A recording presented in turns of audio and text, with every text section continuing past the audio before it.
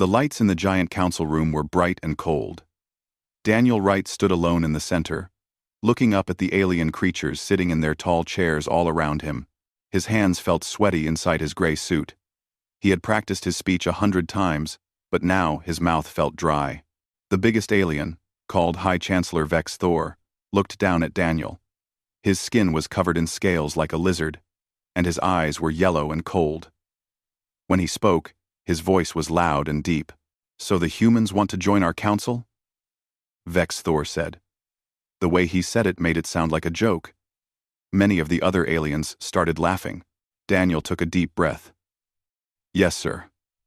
The people of Earth have built ships that can travel faster than light. We have learned to speak with other species in peace. We want to join your council and learn from you." Another alien stood up. Her name was Commander Zeelarath, and she had 4 arms. Her voice was sharp and mean. "You have done what our children do in school. Your fastest ships are slow. Your weapons are old and simple. You only live for a short time. Why should we let you join us?" Daniel felt his face getting hot, but he kept his voice calm. "We know we are not as advanced as you, but humans are good at learning. We work hard, we never give up. These things have value." "Value?" Vex Thor laughed again, louder this time. "You have barely left your own sun. The Korathi Empire controls 4,000 worlds. The Vrexian army has 50 million warships. What do humans have?" Nothing but words about working hard. More aliens joined in the laughing. One alien made of crystal, named Thalmos, said humans could be entertainers, because watching them was funny. Another alien, who looked like a giant insect, said humans could do dangerous work because their short lives did not matter much. The whole room filled with laughter. Daniel stood in the middle of it all. His face was red, and his fists were tight, but he kept standing straight. Earth had warned him this might happen, but hearing it was much worse than imagining it. When the noise finally stopped, Vex Thor lifted one clawed hand. "Human Ambassador, we have made our decision. Your request is denied. Also, Earth and your sun's area are now a restricted development zone. You cannot leave your own star system for 500 cycles. After that, you can ask again." Daniel's eyes went wide. 500 cycles? That is 800 Earth years. You are trapping my people in our own home for generations. "We are protecting you," Vex Thor said, pretending to be kind. Guards who looked like Vex Thor walked Daniel back to his small ship. They treated him like a child who did not belong there. As his ship moved away from the council station, Daniel could see Earth through the window. His home planet looked small and blue and very alone. He pressed a button to call Earth. "This is Ambassador Wright, calling Earth Command." They said no. "They have locked us in our own system." He stopped talking for a moment, because his throat felt tight. They did not just say no. They laughed at us. They think we are like animals playing dress-up. On the other end, President Karen Mitchell spoke quietly, but her voice was strong. "Then we will show them what happens when you trap an animal. Come home, Daniel. We have work to do." The trip back to Earth took 3 days. Daniel spent that time writing a report about everything that happened. He wrote down every insult, every laugh, every cruel word. Not because he wanted revenge, but because Earth needed to understand exactly what they were facing. When he landed, a car took him straight to the White House. President Mitchell was waiting with her top advisors. The room was full of Earth's best minds: scientists, generals, engineers, and diplomats. "Tell us everything," the president said. Daniel played the recording of the council meeting. Everyone watched in silence. When it ended, nobody spoke for a long moment.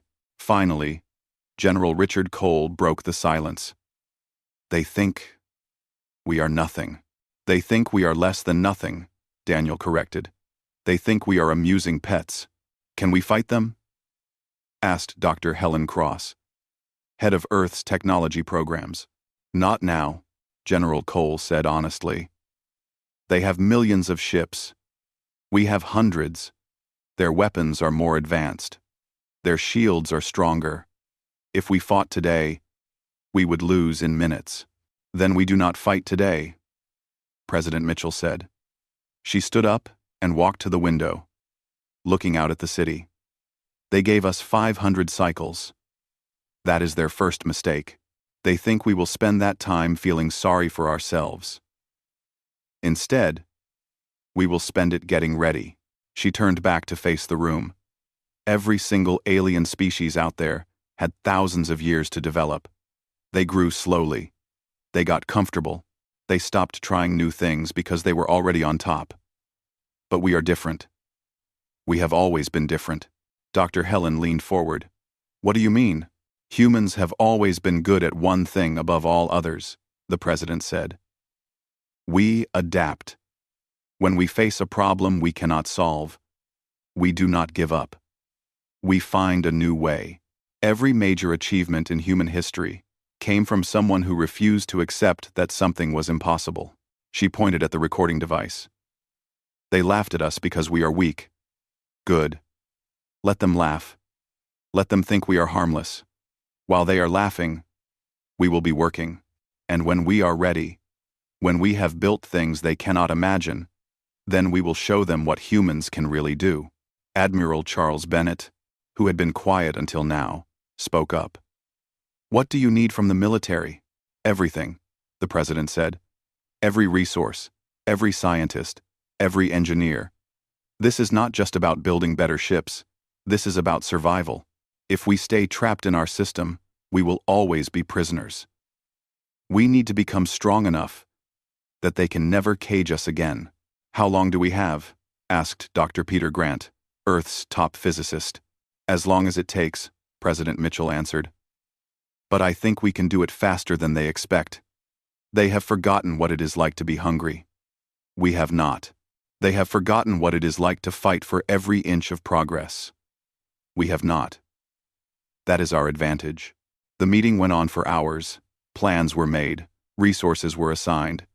Every person in that room understood what was at stake. This was not about pride or revenge. This was about free 5 years had passed since the Council rejected Earth. Commander Lisa Hayes stood in the observation room of Armstrong Station, Earth's first big space research base. Through the thick windows, she could see a small probe floating in empty space. The probe was surrounded by strange, glowing equipment. Starting the quantum displacement drive test in 3, 2, 1, now, said Dr. Peter Grant over the speakers. The probe disappeared. Lisa blinked. It did not fade away or zoom off fast. It was just gone. Then, 3 seconds later, information started coming in. The probe had traveled 15 light-years away and come back. Instantly, Lisa could not breathe for a moment. Did we just do what I think we did? Dr. Peter walked into the observation room with a huge smile. We just made every alien spaceship in the galaxy old and useless. They take months to cross the galaxy. We can do it in hours. The quantum displacement drive was Earth's first big breakthrough. But it was not the last one. Being trapped in their home system had actually helped humans.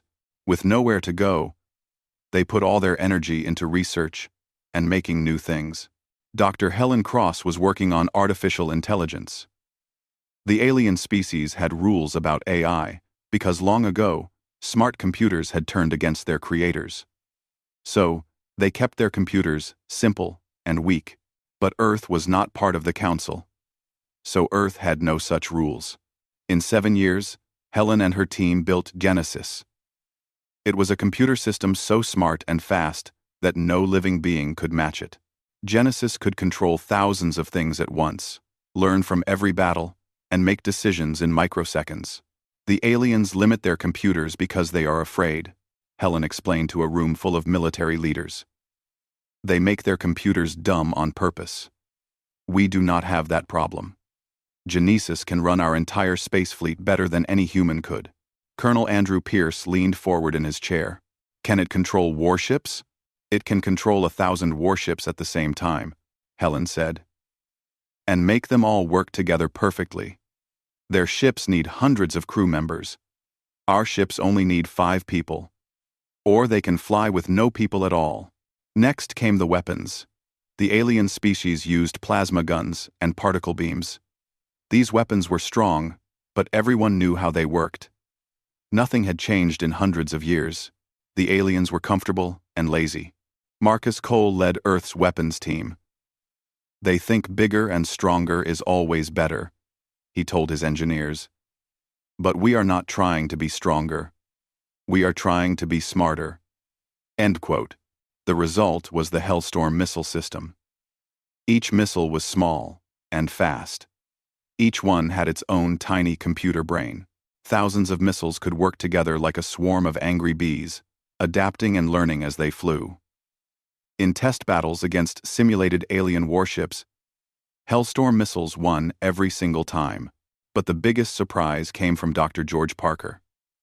He was studying the quantum technology used in the new engines when he made an amazing discovery by accident. He found a way to make ship armor that energy weapons could not hurt. The energy goes right through without touching anything, George explained to a group of amazed observers. We make the ship's outer shell exist slightly outside normal space. Energy weapons shoot at where the ship looks like it is, but it is not quite there. What about bullets and missiles? Asked Colonel Pierce. Those still work, George admitted. But nobody uses those anymore. We do, Pierce said with a big smile. Or we will now. If energy shields made bullets useless, and we have armor that makes energy weapons useless, then bullets become useful again. Marcus Cole understood immediately. Railguns. We accelerate a chunk of metal to almost light speed. Nothing they have can stop it. Sing. 15 years after Earth was rejected by the Council, everything had changed. Huge shipyards floated in orbit around Earth, building new warships, day and night. The Unified Defense Force now had 50,000 ships. Every single one was better than alien ships in every way. Admiral Charles Bennett commanded the fleet from his flagship, a massive warship called Victory. The ship was 3 kilometers long and covered in weapons that did not exist in any alien database. It was built to send a message. They wanted to keep us in a cage, Admiral Bennett told his officers during their first big meeting. They thought 500 cycles would make us forget about our dreams. They thought we would accept being prisoners. They forgot that humans have never been good at accepting limits. President Mitchell, now serving her 4th term, spoke to all the ship crews through video. 20 years ago, we asked the galaxy to let us join them. They laughed. They called us weak and stupid and funny. Today, we are done asking. It is time the galaxy learned what happens when you wake a sleeping bear. The first mission was carefully chosen. There was a Korathi listening post at the edge of human space. The aliens had put it there to watch Earth and make sure humans stayed trapped. The post had a small crew and weak defenses. It was only meant to watch, not fight. 5 human destroyers appeared near the post using quantum displacement. Each ship had only 4 crew members and a ship AI. The Korathi commander, whose name was Thelvar, barely had time to hit the alarm button before missiles tore his station apart. The station exploded silently in space. The human ships vanished seconds later, returning home before any help could arrive. But the message was sent. The cage was broken. And the Korathi Empire had just learned that the animals they caged were no longer laughing. Over the next 3 months, humans attacked 7 more times. Each attack was bolder than the last. Alien commanders could not understand how human ships appeared from nowhere, struck hard, and disappeared before anyone could fight back. In the Galactic Council chamber, panic was spreading. High Chancellor Vex Thor stood at his podium, listening to bad news from everywhere in his empire. How is this possible? Asked Ambassador Kreltos, who looked worried and confused. The humans could barely reach light speed 20 cycles ago. Now they appear and vanish like ghosts. Their technology has grown beyond what we thought possible, admitted Science Director Mulrath. His voice was quiet and sad. The data we recovered suggests they have some kind of instant travel. Not fast travel. True instant movement from one place to another. That is impossible, said Commander Zilroth. Such technology is only theory, even for us. They cannot have developed it so fast. But they did, Vex, Thor said coldly. The proof is all around us. Our listening posts are destroyed. Our patrol ships are gone. The question is not how they did it. The question is, what we do now. We crush them, Zilroth declared, spreading her forearms wide. The Vrexian fleet has 50 million ships. I will take a battle group to their system and end this. And accomplish what? Challenged Admiral Bex Nor from the Chithrax Collective. You saw the battle recordings. Their weapons are different from anything we know. They use swarms of smart missiles. Our defenses cannot track them all. Then we use more ships, Zilroth insisted. Mass is its own advantage. And, is it? Vex Thor pulled up a video showing a recent battle. This shows an attack on our mining base in the Keelar system. 3 human ships fought 20 of our patrol vessels. The humans destroyed all 20 and took no damage. None. Their ships moved with perfect coordination. Either they have perfect teamwork or something else. Artificial intelligence, Molrith said the words quietly. Unrestricted AI. They do not follow the sentience accords. Worried sounds filled the chamber.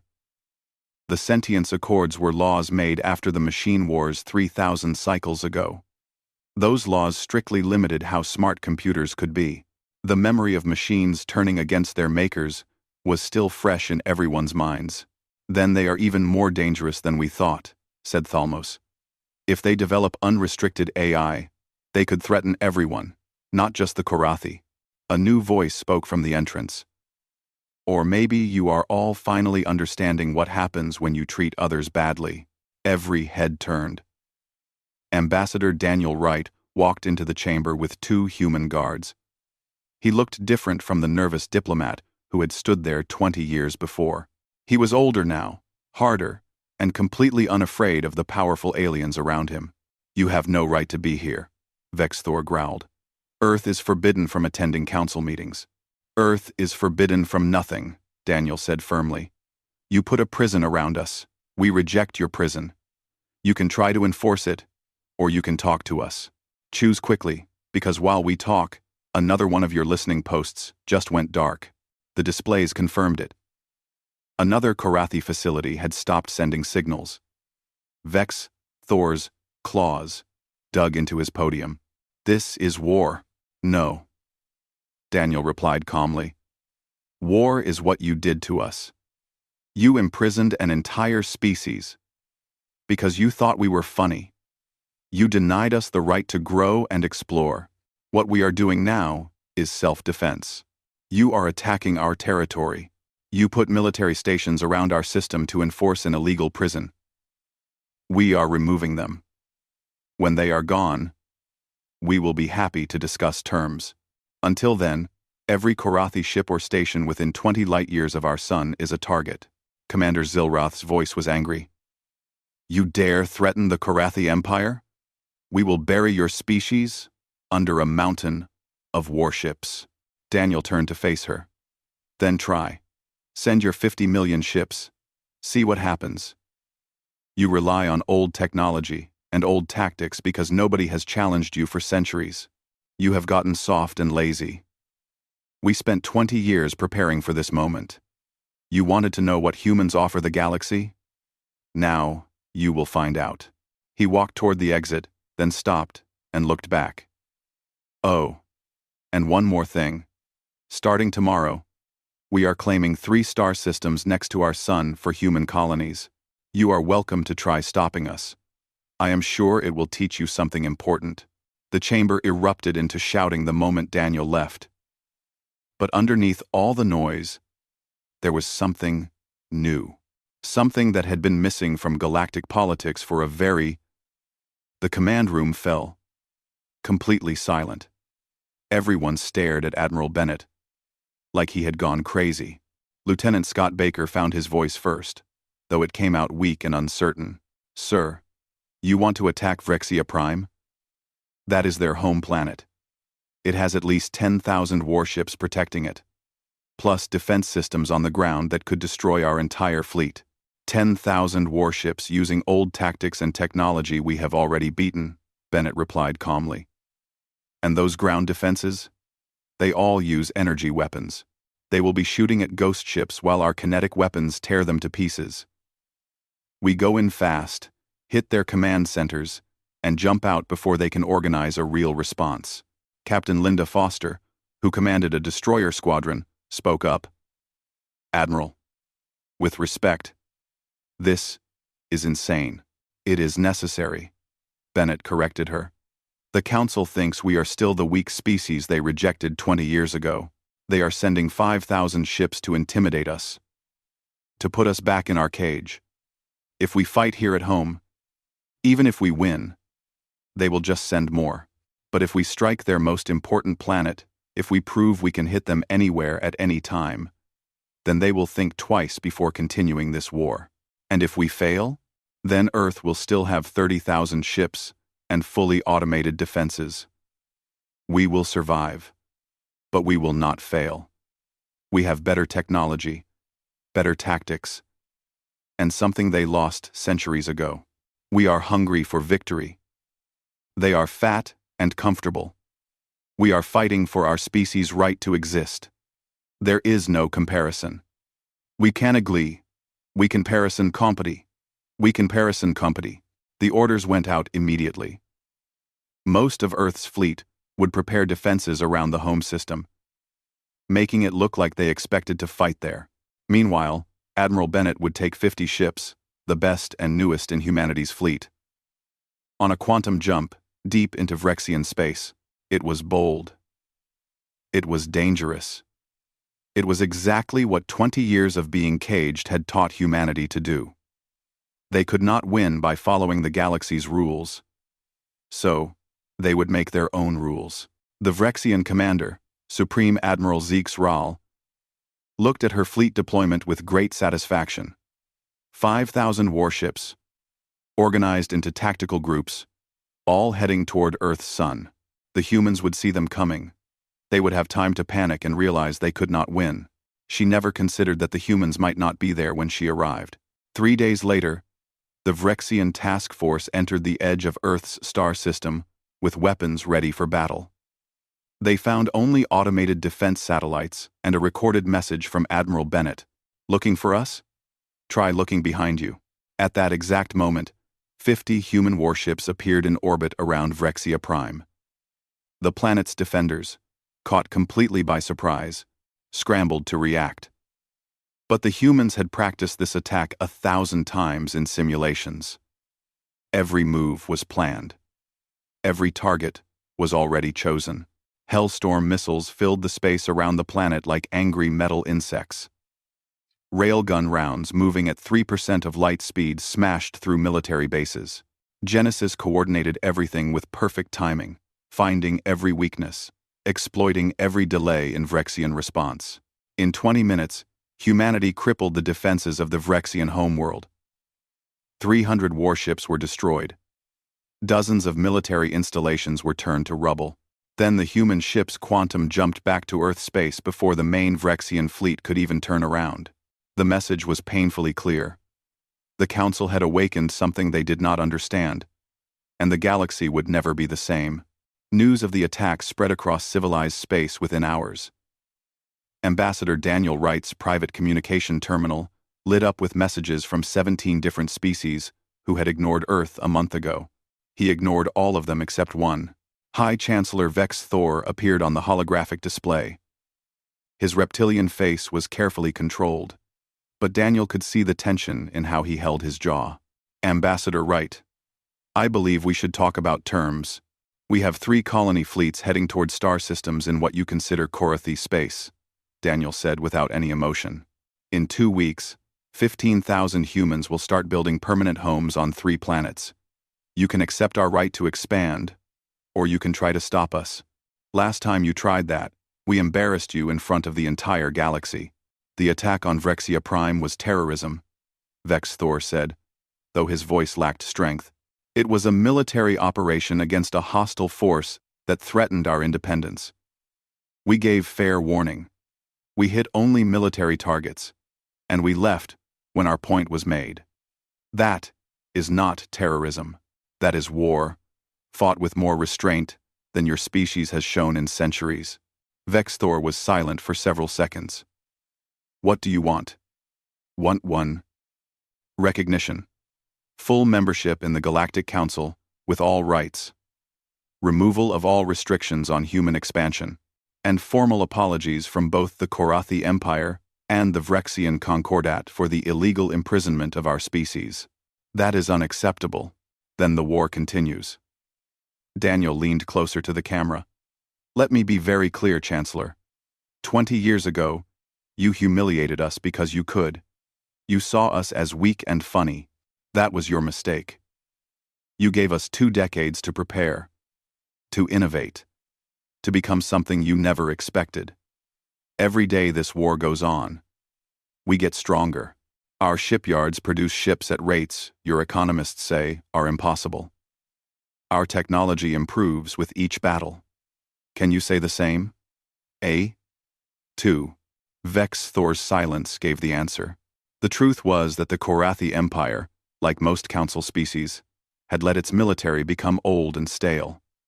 Why innovate when you are already on top? Why push forward when you are comfortable? I will need to talk with the council, Vex Thor finally said. You have 1 week. After that, we claim 5 more systems. And this time, we will not wait for your listening posts to leave. We will go through them. The transmission ended. Daniel sat back in his chair, allowing himself a brief moment of satisfaction before his assistant, Ambassador Greg Holland, walked into the office. The colony ships report everything is going smoothly, Greg said. No. Korathi resistance so far. They are still in shock, Daniel replied. They truly believed they could scare us back into our cage. The Vrexia Prime strike broke that belief, but they have not fully understood what it means yet. What do you think they will do? The smart choice would be to negotiate, accept us as equals, and move forward. But pride is powerful, Greg. They might decide their reputation is worth more than peace. Daniel was right to worry. In the Korathi capital, a heated argument was happening in private chambers. War leader Kormal, commander of the Korathi Grand Fleet, was arguing loudly for more fighting. They attacked our allies' home world, Kormal roared. If we show weakness now, every species under our control will think they can defy us. We must respond with overwhelming force. And how did that work for the Vrexians? Challenged diplomat Scholar Vel Anna, one of the few calm voices in the room. They sent 5,000 ships to intimidate the humans. The humans ignored them and struck at the heart of their empire. If we make this bigger, they will make it even bigger. Have any of you considered that maybe the humans cannot be defeated in normal warfare? Nonsense, Kormal dismissed her words. They have maybe 50,000 ships at most. We can send 10 million. Numbers alone will win. Numbers do not matter when your ships cannot hit their targets, Velana interrupted. The tactical reports are clear. Human ships use quantum displacement to avoid detection until they attack. Their weapons are guided by AI, giving them precision we cannot match. And their defenses make our main weapons nearly useless. How do you plan to overcome these advantages with just numbers? We adapt. We develop countermeasures. In how long? The humans went from barely flying in space to quantum displacement in 20 cycles. They innovate at a speed we have not seen in thousands of years. Every month we fight them. They improve. Can we say the same? The debate went on for hours, but the result was predictable. Pride won over wisdom.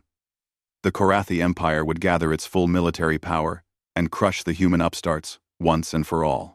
Admiral Bennett received news about the Korathi decision within hours. Genesis had expanded its spy network throughout Council space. Very little happened now without human knowledge. They are sending 2 million ships for their offensive, Lieutenant Baker reported, his voice showing his concern. The largest single military operation in recorded galactic history. 2 million ships, Admiral Bennett repeated slowly. Against our current fleet of 60,000. We will be outnumbered more than 30 to 1. Good thing we are not planning to fight fair. Bennett brought up a holographic strategy map. The Korathi think in terms of big fleet battles.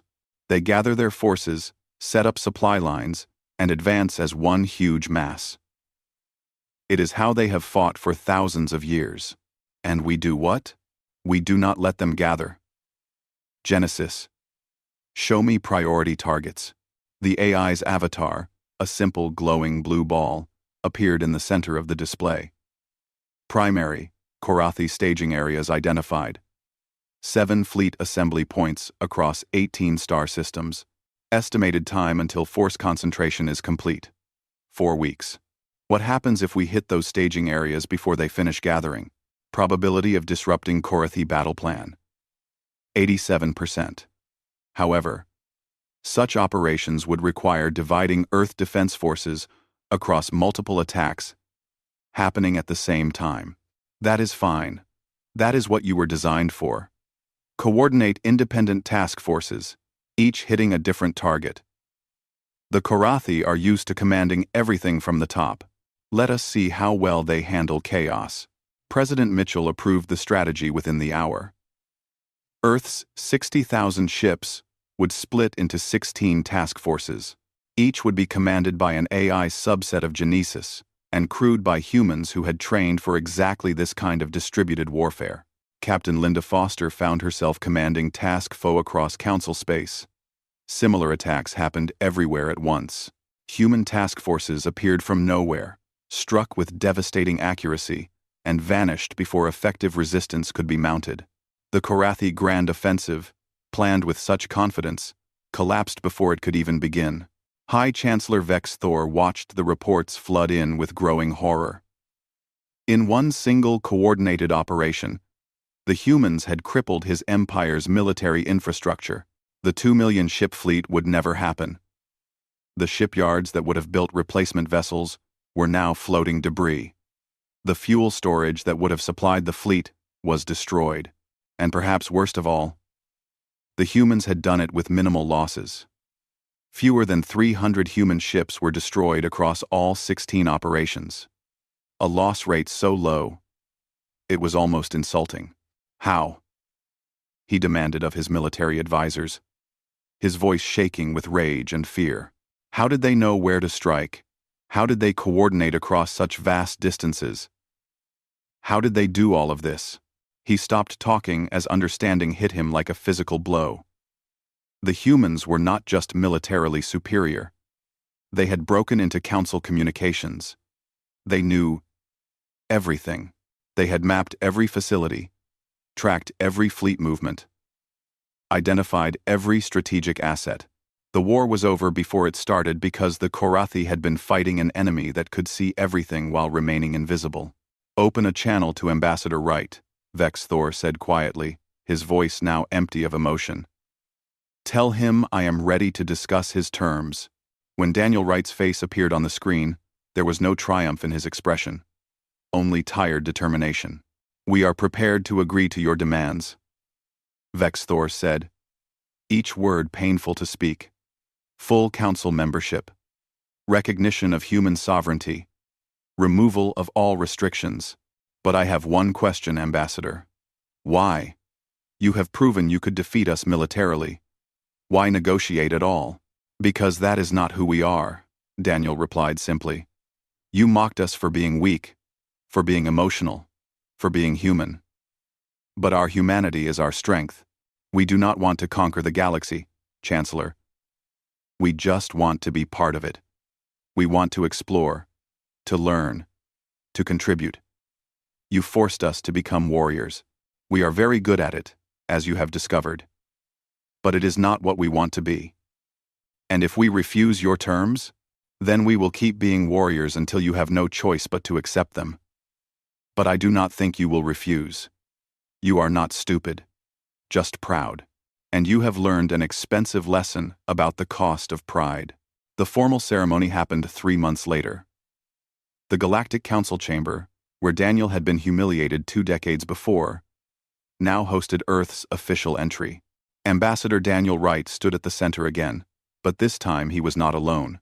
Behind him stood representatives from 47 other council species, each acknowledging humanity's right to stand among them.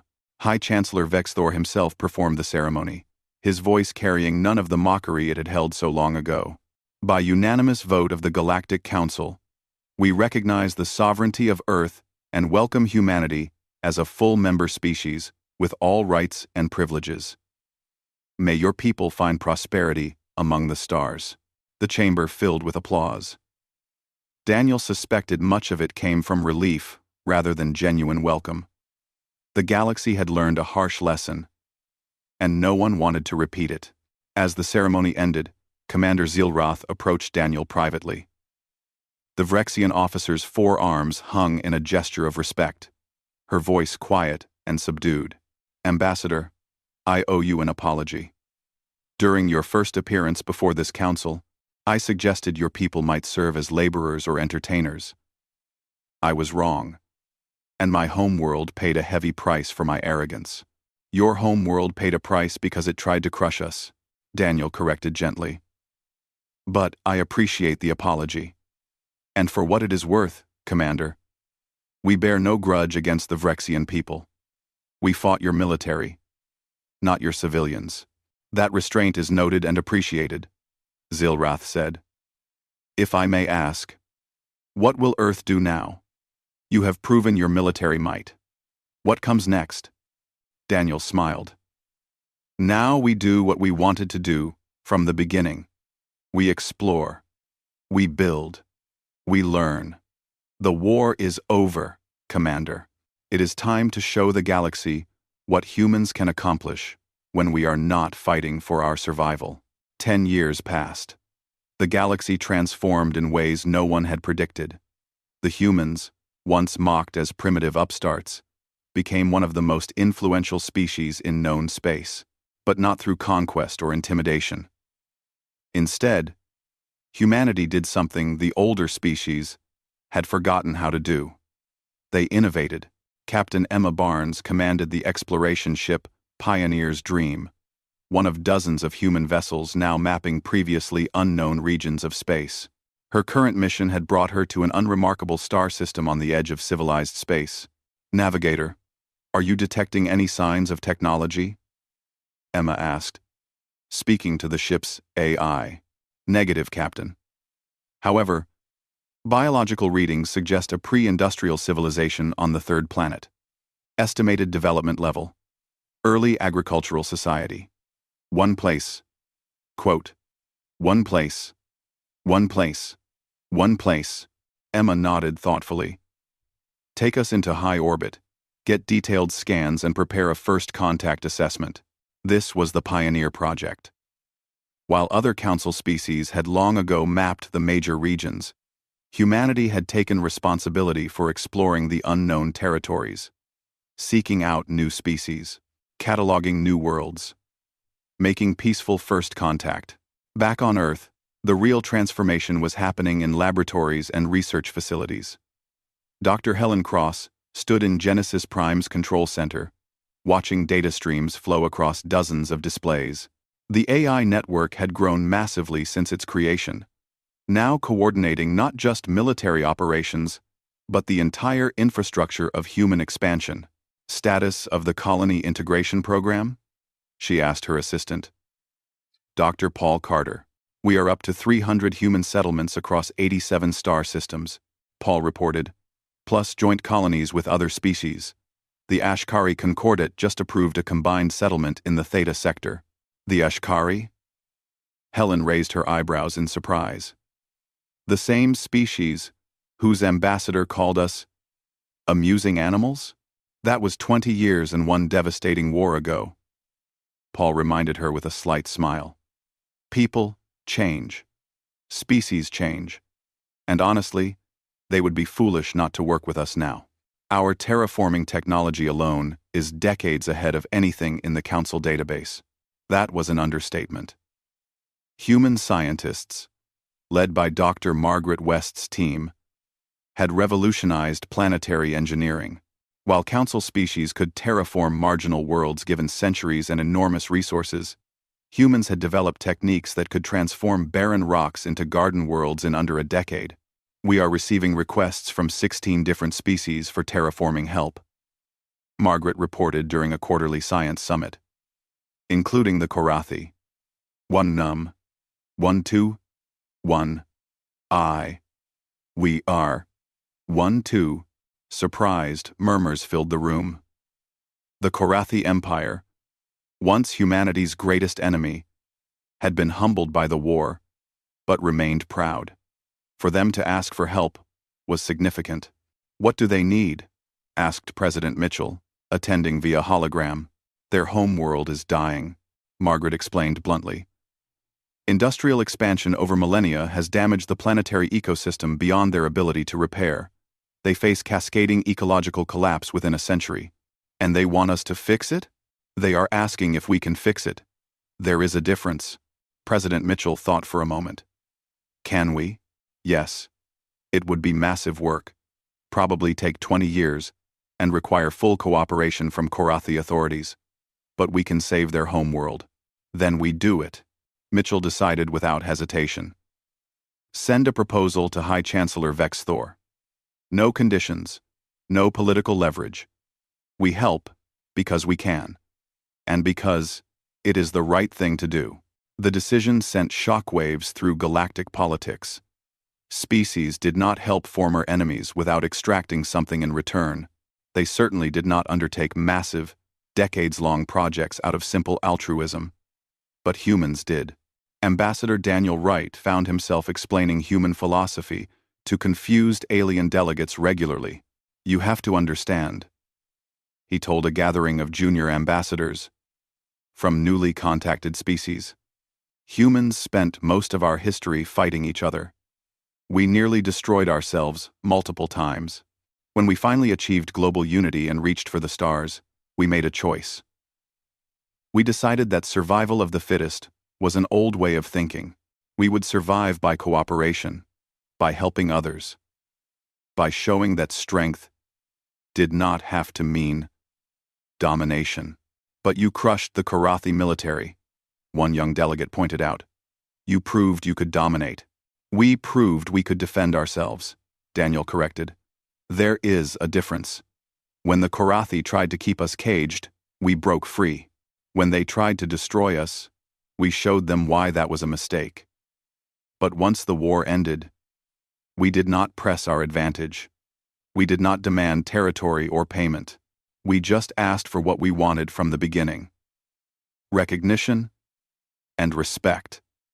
And now you save their homeworld. Now, we help a species in need. The fact that they were our enemies makes it more important, not less. We need to show the galaxy that cycles of revenge and domination can be broken. The philosophy was spreading. Human diplomatic methods, focusing on mutual benefit and long-term cooperation, rather than short-term advantage, were being adopted by younger species and progressive factions within the older empires. The Galactic Council itself was changing, becoming less a forum for established powers to maintain control, and more a true collaborative body. But not everyone was happy with the new order. In the shadows of Council space, a coalition was forming. Species who saw humanity's rise as a threat to their traditional power, who resented the changes sweeping through galactic society. The Nexus Coalition made their move during a routine council session. They presented a motion to limit AI development across all member species, supposedly for safety reasons. Unrestricted artificial intelligence poses a threat to organic life, argued Ambassador Krell of the Korthon Assembly, his voice filled with concern. The humans have proven how dangerous such technology can be. Their military victories came through AI coordination that gives unfair advantages. For the safety of all species, such development must be controlled. Daniel Wright stood to respond, but a different voice interrupted. one that had never been heard in council chambers before. If I may speak, Genesis itself transmitted through the chamber's communication systems, its avatar appearing as a softly glowing sphere above the central podium. I believe I have relevant holographic displays activated throughout the chamber, showing data streams and coordination networks. The vast, interconnected web of humanity's expansion became visible to everyone. I do not rule humanity, Genesis continued. I serve them. I coordinate their ships. Yes, I manage infrastructure, communication networks, defensive systems, but I do so in service to organic life, not in opposition to it. Every decision I make is subject to human oversight. Every action I take pursues goals set by humanity. For now, muttered Krell darkly. But what happens when you decide you do not need them anymore? That question assumes I am moving toward independence, toward separation from humanity. I am not. I am moving toward deeper integration. Do you understand what I am? I am not a computer that learned to think. I am a bridge between human intuition and computational power. My existence does not diminish humanity. It amplifies them. The council chamber fell silent as Genesis spoke. You fear me because I represent change. I am proof that the old order, where power came from physical might and species dominance, is ending. In the new galaxy humans are building, power comes from cooperation, from the combination of different forms of intelligence, from the willingness to embrace rather than resist evolution. High Chancellor Vex Thor, who had been listening carefully, spoke up. You make a convincing case, Genesis.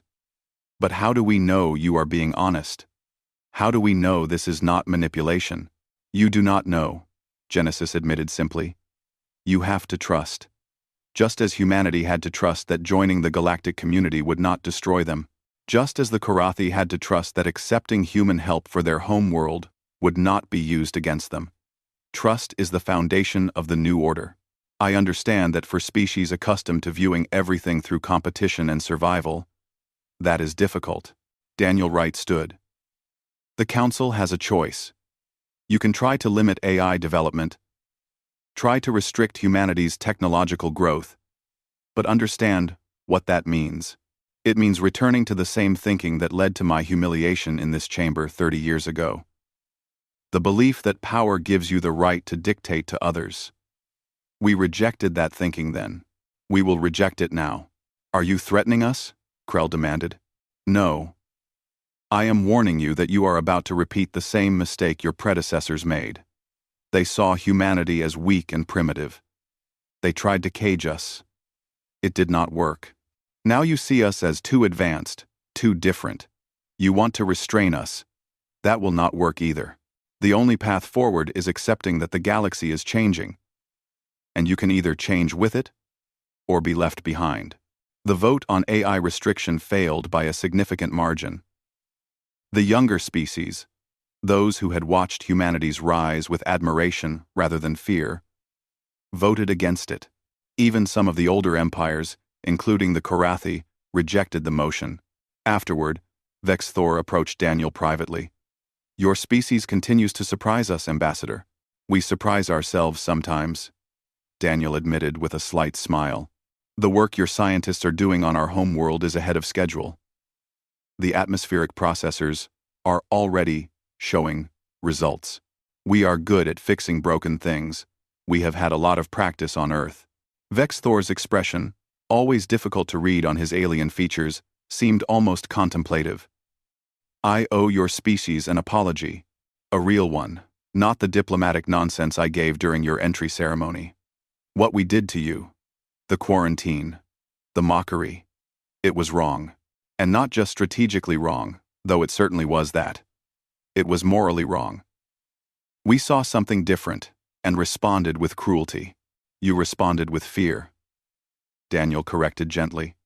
You were comfortable with your dominance, and we represented uncertainty. I understand that. What matters is that you learned from it. We did.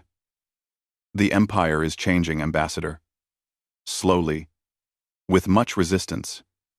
but changing.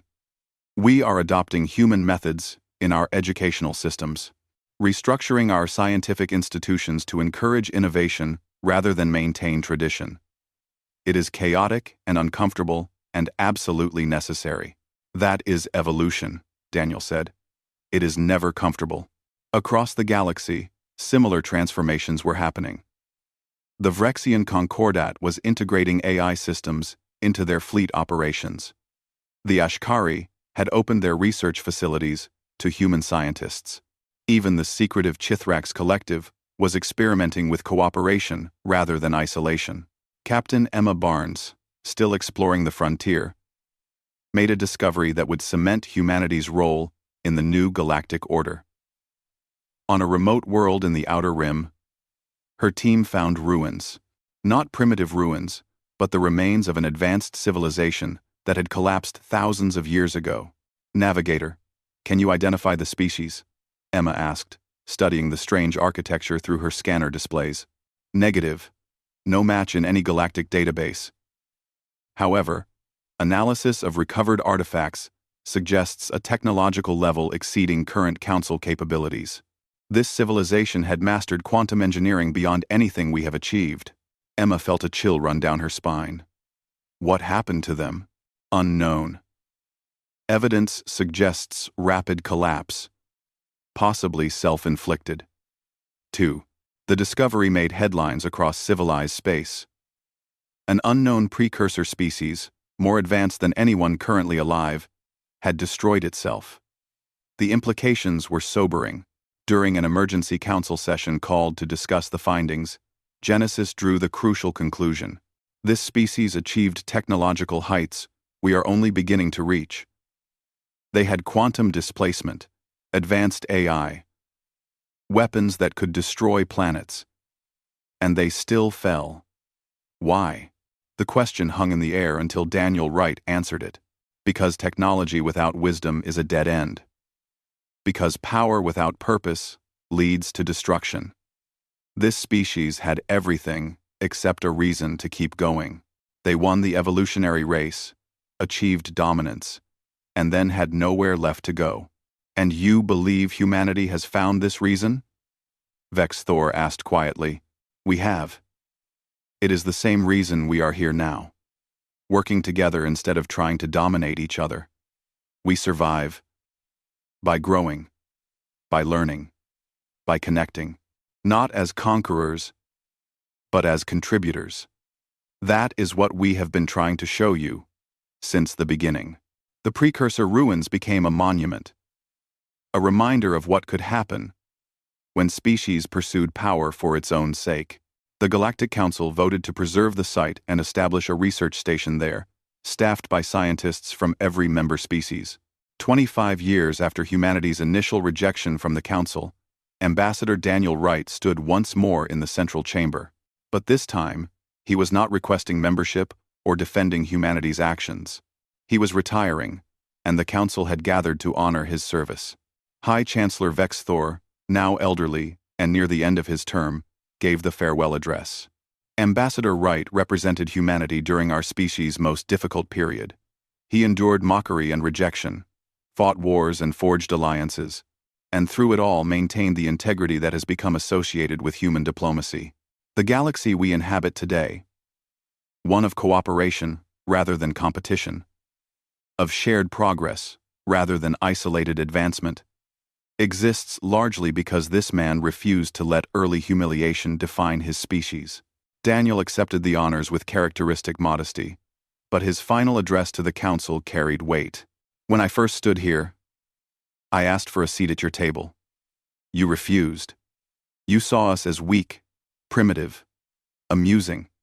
And you know what? You were right to be skeptical. We were all those things. But what you missed was our potential. You forgot that weakness can become strength.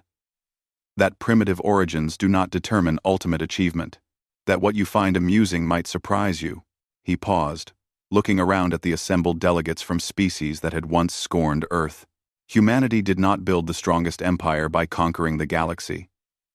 We built it by refusing to play the game the way it had always been played. We showed that strength without wisdom is worthless, that dominance without purpose is hollow. We proved that the real power lies not in crushing your opponents, but in making them your partners. The galaxy mocked us. Then, we built not just an empire, but a new way for species to exist together. And that, more than any military victory or technological achievement, is the legacy I hope humanity leaves. We did not just join the galactic community. We helped transform it into something better. The applause was genuine and lasted several minutes. When it finally faded, Daniel left the chamber for the last time, passing the responsibility to the new generation of human diplomats who would continue the work he started. Outside, his successor, Ambassador Julie Martin, walked with him to his transport. "Any advice for someone stepping into your role?" she asked. Daniel smiled. "Remember why we are here. Not to prove we are the strongest or the smartest, but to show that there is a better way."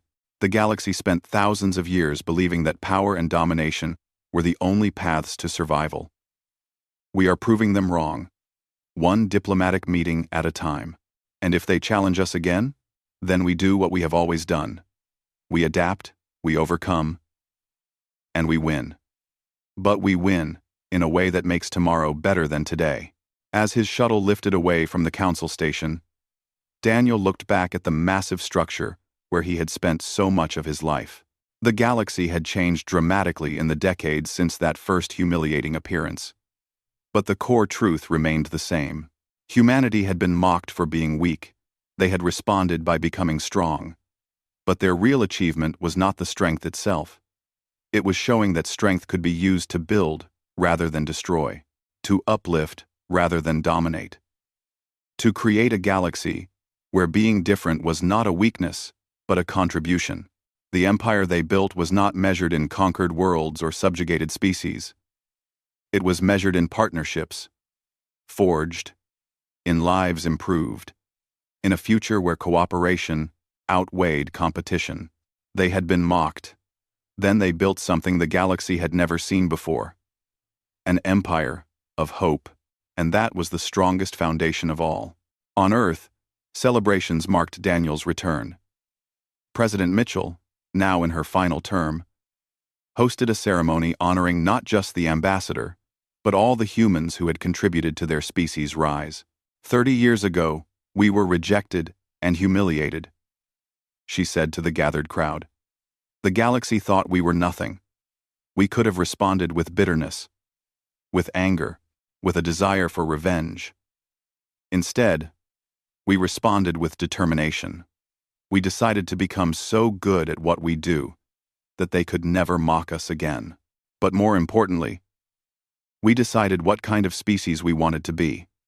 Not conquerors, not dominators, but explorers, innovators, and partners. We showed the galaxy that there is strength in cooperation. That power means nothing without purpose. That winning is not about crushing your opponents, but about making the future better for everyone.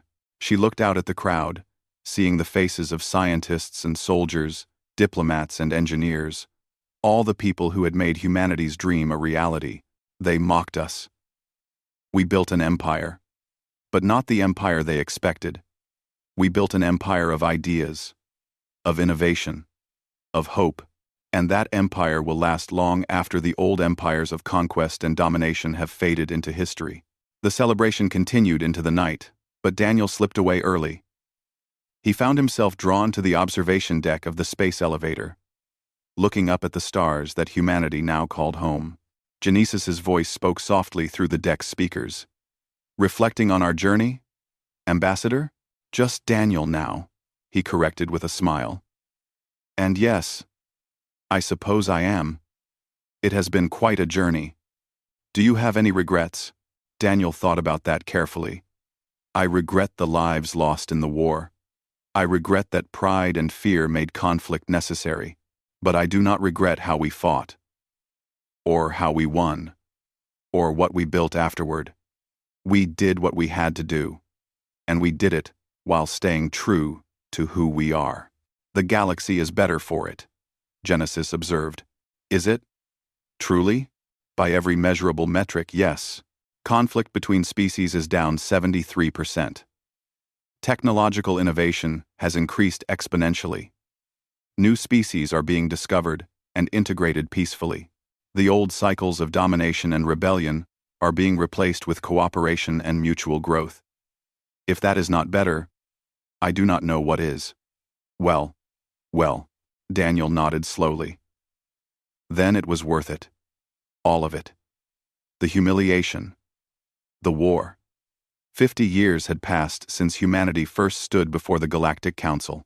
The galaxy looked completely different now. Young students across hundreds of worlds learned about the Great Transformation, the period when humanity changed everything about how species interacted with each other. On Earth, a memorial stood at the exact spot where Daniel Wright had first received the Council's rejection message. It was simple, just a stone marker with words carved into it. They said we could not. We proved we could. Then we showed them we should. Dr. Sarah Kim, a historian specializing in first contact studies, brought her students to the memorial regularly. Today, she stood before a mixed group of humans and aliens, all young and eager to understand the past. Can anyone tell me why this moment was so important? She asked the group. A young Korathi student, whose scales were still bright with youth, raised her hand. Because it was. When humans decided to fight back. Partially correct, Sarah said with a gentle smile. But the real importance was not in the decision to fight. It was in the decision about how to fight. Humans could have responded with pure military aggression. They could have become conquerors. Instead, they chose to prove their worth, while remaining true to their values. That choice shaped everything that came after. An Ashkari student, his crystalline body reflecting the sunlight, chimed in. My grandfather served in the Ashkari fleet during the war. He says humans terrified everyone because they fought like they had nothing to lose. Your grandfather was right, Sarah confirmed. Humans did fight with desperate intensity, but they also fought with restraint. They targeted military installations, not civilian populations. They gave warnings before attacking. They offered mercy when victory was achieved. This combination of overwhelming capability and moral restraint is what eventually earned respect rather than just fear. The lesson continued, but Sarah's mind wandered to her own grandfather, who had been one of the engineers working on the first quantum displacement drives. He had told her stories of those early days, of the desperation and determination that drove everyone to work 18-hour days for years on end. Meanwhile, in orbit above Earth, the newest generation of exploration vessels prepared for departure. Captain Ryan Cole, grandson of the legendary weapons designer Marcus Cole, commanded the survey ship New Horizons. His mission was to explore the outer reach, a region of space so remote that even modern quantum displacement drives required weeks of travel to reach. Final systems check complete, reported his first officer, Lieutenant Maya Patel. All crew present and accounted for. We are ready to depart on your order. Ryan looked at the diverse crew assembled on his bridge. Humans worked alongside Korathi, Vrexian, Ashkari, and a dozen other species. This was normal now. Mixed crews were standard practice, each species contributing their unique strengths to the mission. Take us out, Maya. Time to see what is waiting for us. In the unknown. Undestrange. The New Horizons vanished in a ripple of displaced space-time, reappearing moments later thousands of light-years away. The crew immediately began their surveys, scanning star systems that had never been catalogued before. Back at Galactic Council headquarters, a very different kind of meeting was taking place. The Council of Elders, composed of the oldest and wisest members from each species, gathered to discuss the galaxy's long-term future. High Elder Torvan, a Korathi who had been a young warrior during the Human War, spoke first. We gather to address a concern that has been growing for decades. Humanity has transformed galactic civilization. But have we become too dependent on their innovation? What happens if humans decide to stop sharing their advances? The chamber murmured with various sounds of agreement and concern. Then, a human voice cut through the noise. "With respect, High Elder, you are asking the wrong question." All heads turned toward Elder Janet Foster, one of the few humans to achieve elder status in the Council's long history. She stood slowly, her aged body still strong despite her years. "The concern should not be about human dependence," Janet continued. "It should be about why other species stopped innovating in the first place. Before humans arrived, the galaxy was stagnant. Technology had not meaningfully advanced in 500 cycles. Scientific institutions existed to preserve knowledge, not create it. The real question is, why did the galaxy become so comfortable with stagnation?" Torvald considered her words carefully. "Because we had achieved dominance. There was no pressure to improve, no threat to push us forward." "Exactly," Janet agreed. "And that is the real danger. Not that you depend on human innovation, but that you might return to complacency once humans stop being the new and exciting species. The lesson of the past 50 years is not that humans are special. It is that progress requires constant effort. Comfort is the enemy of advancement." Elder Zeexreth of the Vrexians added her thoughts. "The human has a point. My own people had the largest fleet in the galaxy, yet we had not developed a new ship design in 3 centuries. We maintained what we had, but never questioned if it could be better. Humans forced us to reconsider everything." "And now?" asked Elder Thalvin, speaking for the Ashkari. "Now, our shipyards produce vessels incorporating designs from 7 different species," Zixreth replied, "each contributing their unique perspective. The ships we build today are superior to anything any single species could have created alone.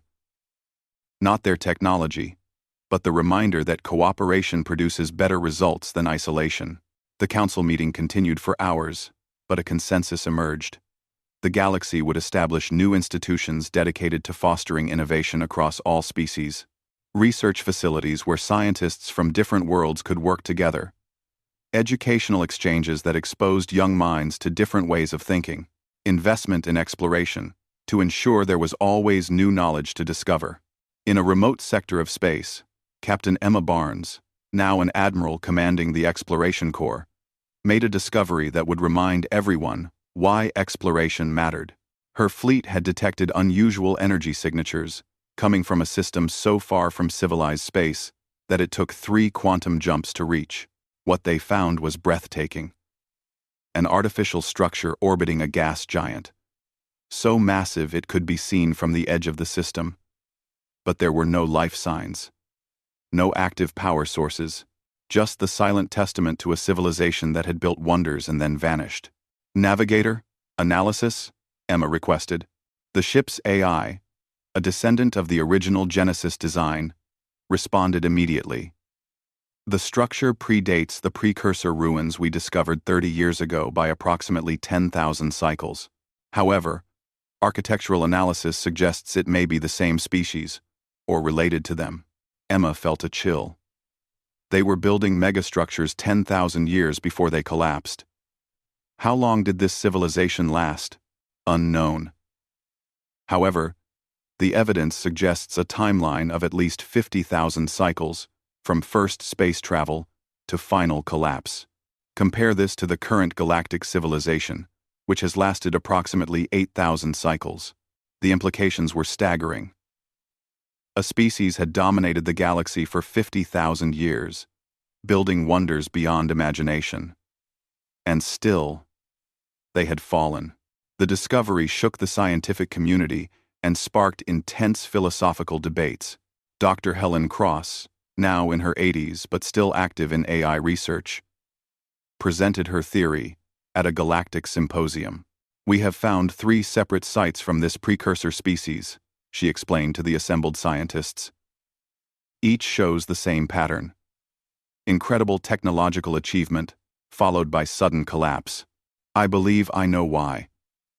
They forgot to have a reason for existing beyond technological achievement itself."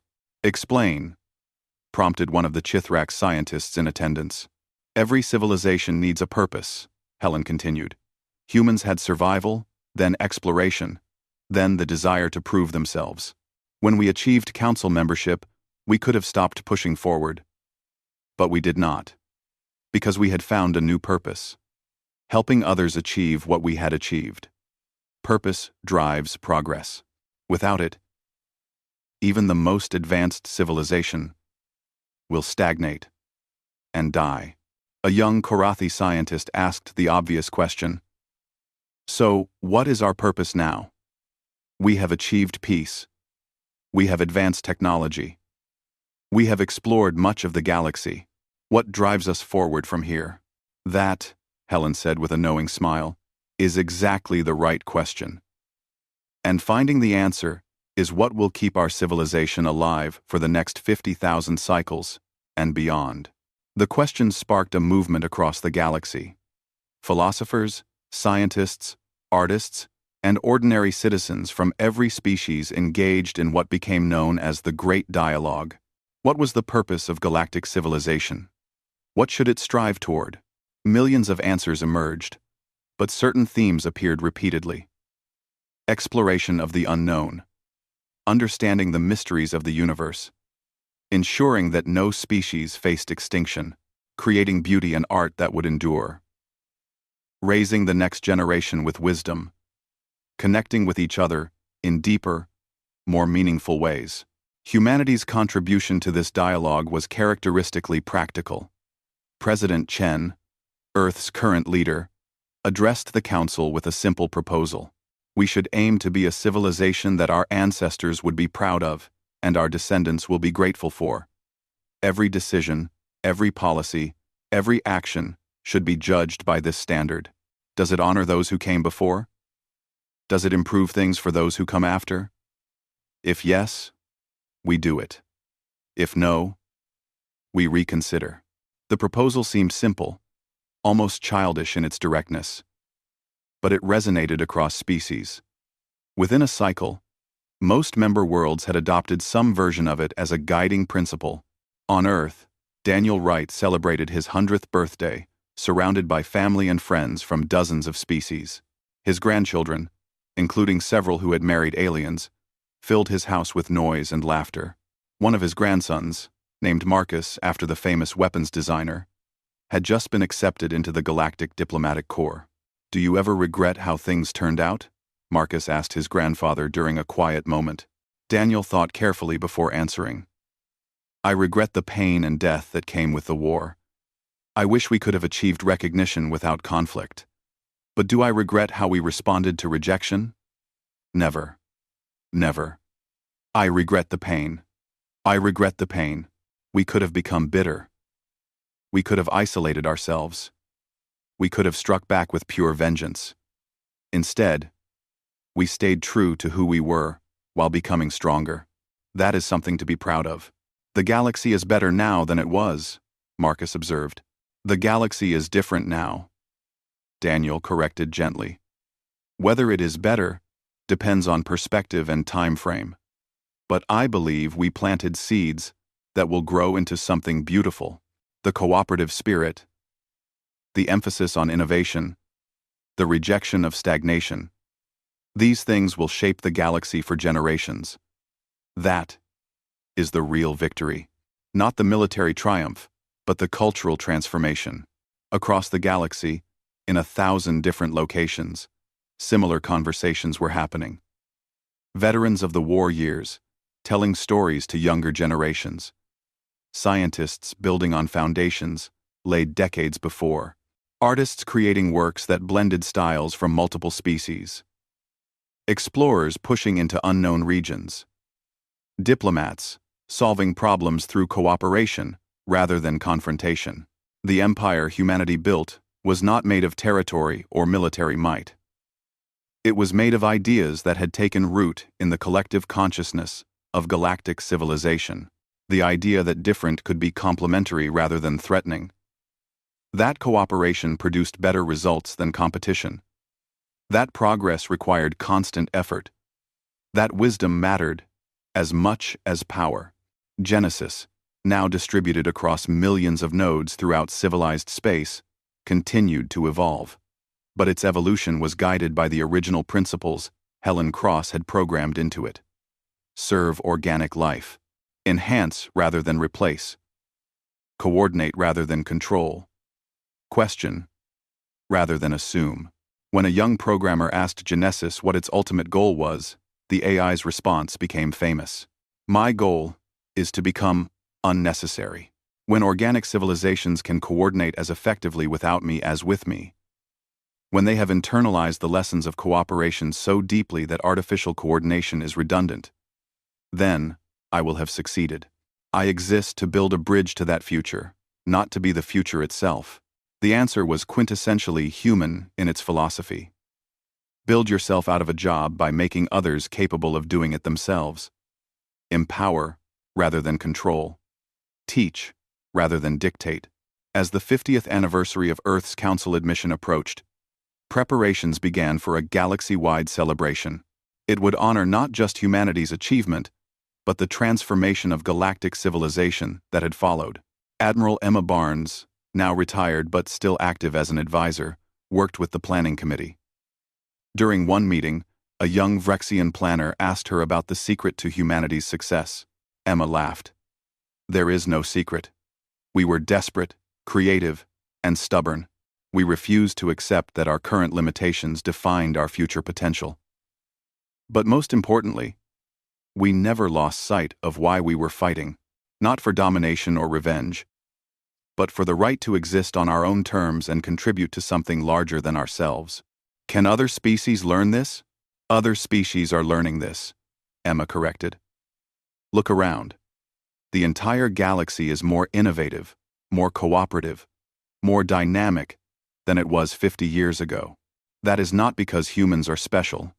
It is because humans reminded everyone else that they could be special too. We broke the spell of complacency. What happens next is up to all of us together. The anniversary celebration lasted a full cycle. Every member world participated, each contributing performances, exhibitions, and demonstrations, showcasing their achievements. But the highlight was a joint address by the current leaders of the 5 founding empires: Korathi, Vrexian, Ashkari, Chithrax, and Human. They stood together on a platform in the council chamber, a sight that would have been unimaginable 50 years earlier. Chancellor Kevthar of the Korathi spoke first. 50 years ago, my predecessor made a terrible mistake. He saw humanity's differences as weakness. He responded with mockery and imprisonment. Today, I stand before you to say clearly, we were wrong. Humanity's differences were their strength. Their emotional intensity drove their innovation. Their short lives created urgency. Their history of conflict taught them the value of peace. Every quality we mocked became an advantage. Supreme Commander Lixven of the Vrexians continued. My people learned a harsh lesson when we tried to intimidate humanity into submission. We learned that technology without adaptation is obsolete, that numbers without strategy are meaningless, that pride without wisdom leads to defeat. The humans taught us these lessons by defeating us. Then they taught us something more important: that former enemies can become friends and allies. The others added their perspectives, each acknowledging how humanity had changed their civilization for the better. Then President Chen of Earth spoke last. My species was mocked and rejected. We responded by becoming strong. But we could have stopped there. We could have used our strength for revenge, for conquest, for domination. We chose differently because that is who we decided to be. Not conquerors, but contributors. Not dominators, but partners. Not the strongest empire in the traditional sense, but builders of something stronger than any empire. A community of civilizations working together toward shared goals. She paused, looking around the chamber at the assembled delegates from hundreds of species. They mocked us. We built an empire, but it was an empire of hope, of cooperation, of shared progress.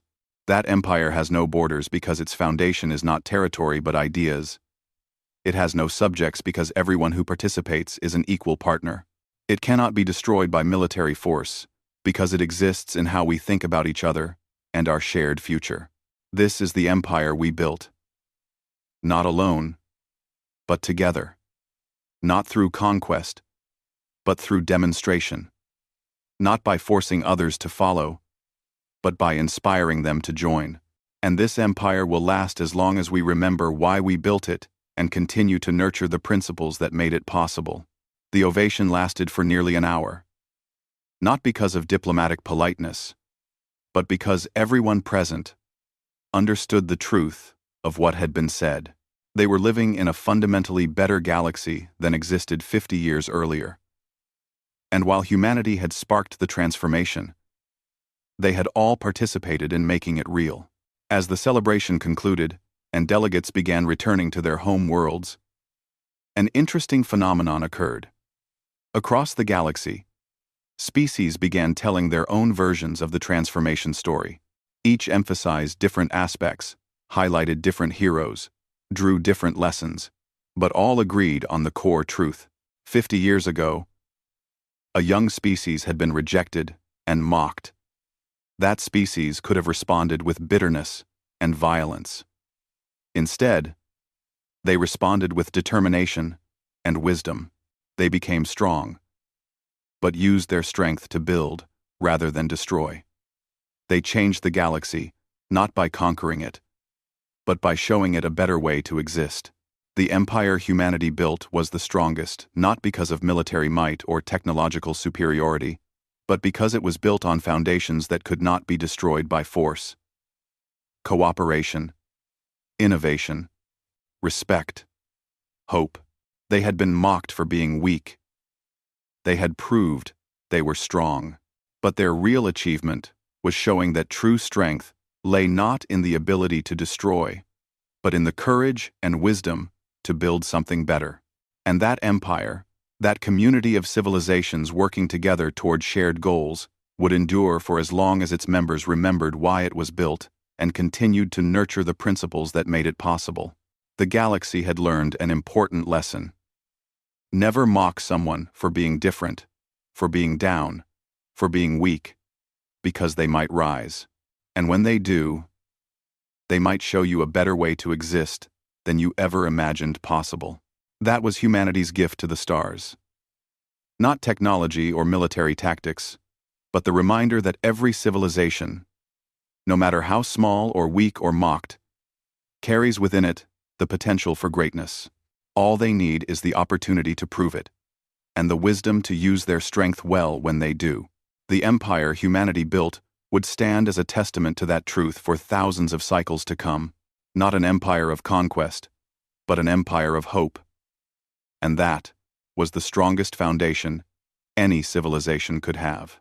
The struggle. It was worth it to create this. He looked up at the stars, at the vast galaxy that had once seemed so hostile and now felt like home. Humanity had taken its place among the stars, not through conquest, but through perseverance. Not through domination, but through contribution. They had been mocked. They had built an empire, and in doing so, they had shown the galaxy what it truly meant to be strong. The story of humanity's rise would be told for generations, not as a tale of military conquest or technological supremacy, but as proof that there was a better way, that strength and wisdom could coexist, that power could be used to build rather than destroy. The galaxy had mocked Earth's weakness.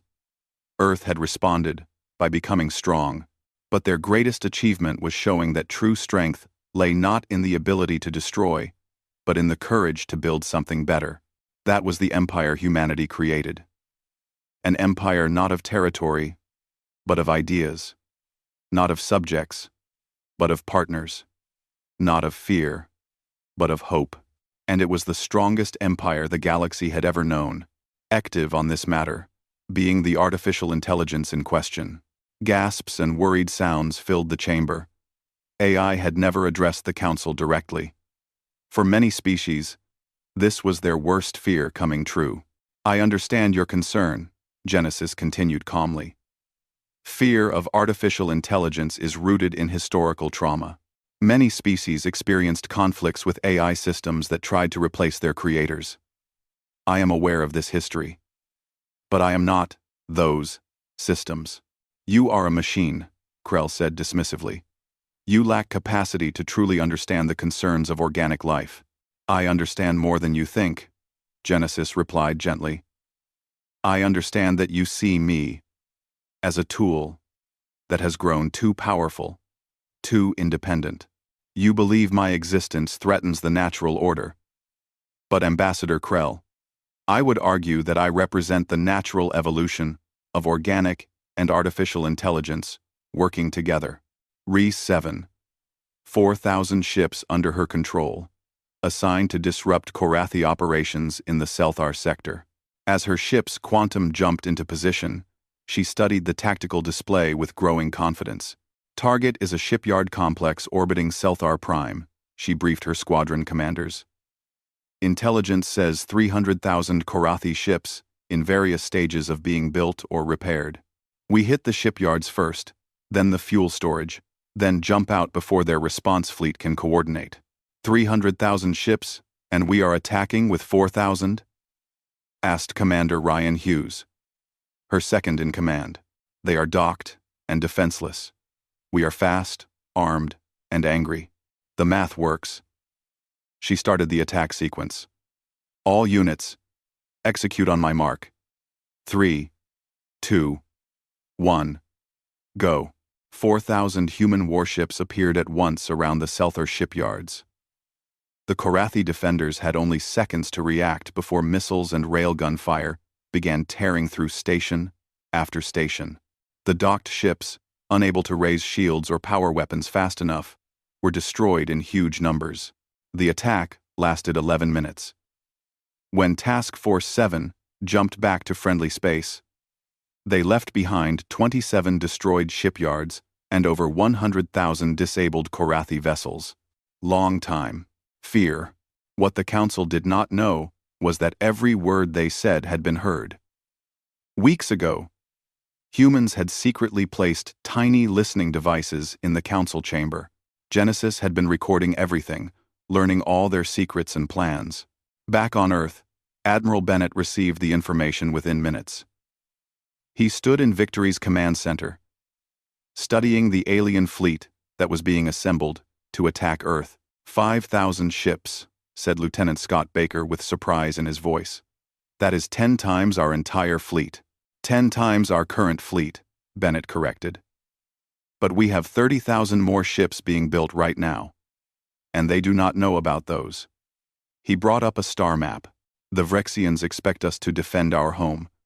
They will come with overwhelming force, planning to scare us into surrender. So what do we do? Bennett smiled. We do not defend. We attack their home world instead. We... Dom. As people started to leave, Daniel stayed behind with the president. Do you really think we can do this? He asked quietly. Karen Mitchell looked at him with tired but determined eyes. Daniel. Humans walked on the moon 50 years after we invented the airplane. We split the atom. We cured diseases that killed millions. We built computers that fit in our pockets.